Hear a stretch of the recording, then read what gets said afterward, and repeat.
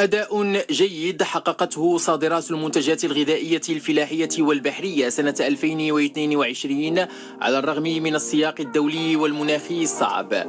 وهكذا فقد بلغ حجم صادرات الفواكه والخضر الطازجة 2,300,000 طن خلال سنة 2022 بمعدل نمو سنوي قدره 10%. هذا النمو هم جميع فئات المنتجات وجميع الوجهات.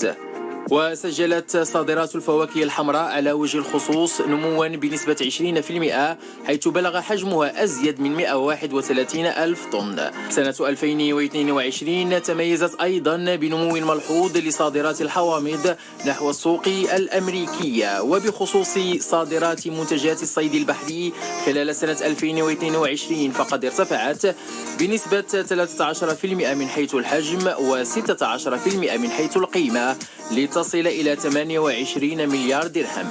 وعرفت صادرات الأسماك المعلبة نموا بنسبة 7% من حيث الحجم و30% من حيث القيمة. أما المنتجات الفلاحية المصنعة فقد سجلت صادراتها زيادة بنسبة 5% من حيث الحجم و19% من حيث القيمة خلال سنة 2022 بالمقارنة بسنة 2021.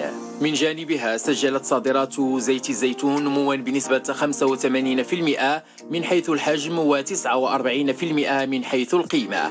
أرقام جيدة لصادرات المنتجات الغذائية الفلاحية والبحرية لسنة 2022 تضع هذا القطاع في الرتبة الثالثة بين قطاعات التصدير المغربية.